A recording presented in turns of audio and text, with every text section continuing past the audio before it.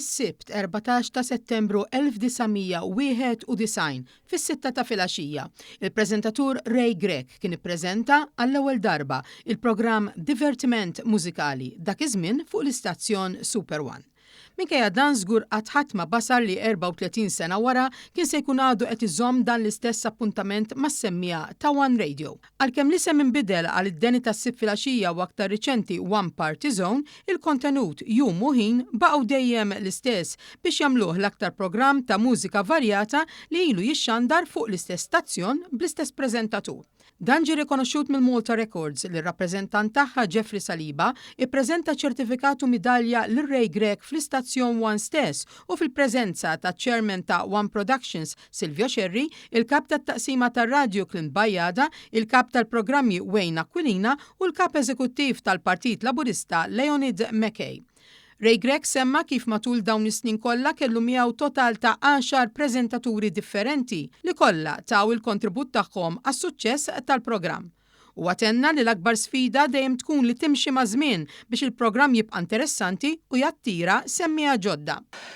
Tkun għamilt programm għal 34 sena sħaħ, l-affarijiet jinbidlu matul iż-żmien, xandir tbiddel, evolva, anke l-mod ta' komunikazzjoni li tagħmel mas-semmija jinbidel u dejjem tipprova tagħmel mill-aħjar ħalli semmija li għandek iżommhom miegħek. U naturalment tipprova tiġbed aktar semmija ġodda li jkunu qegħdin jisimgħu dan il-programm u tipprova tagħmel dan il-programm interessanti u naħseb li rnexxielna għaliex għamilna s'issa 34 sena dejjem is-sibt filgħaxija fis-sitta fuq dan l-istazzjon One Radio.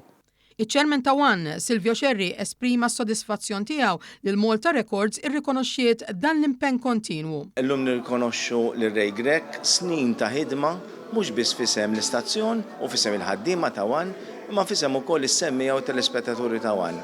Xejn ħlif grazzi kbira Ray Grech. Il-kap eżekuttiv tal-Partit Laburista irrimarka li fil-waqt li kulħadd jirrikonoxxi l-lealtà tas-segwaċi tal-istazzjonijiet One, din l-okkażjoni kienet tirrikonoxxi l-lealtà ta' preżentatur li ta' kontribut għas-suċċess tal-istazzjon matul is-snin. L-istazzjonijiet One huma magħrufa għal-lealtà li għandhom lejhom is-segwaċi telespettaturi dawk kollha li segwu l-istazzjonijiet One.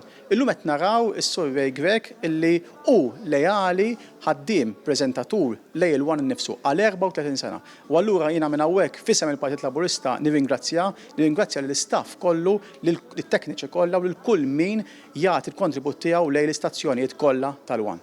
Bħala ringrazzjament tal-fiduċja li One wera fih tul dawn is-snin kollha, Ray Grech stess ippreżenta kopja taċ-ċertifikat mogħti lilu mill-Malta Records lill-kap tal-programmi tar-radju Clint Bajjada bħala tifkira lill-istazzjon.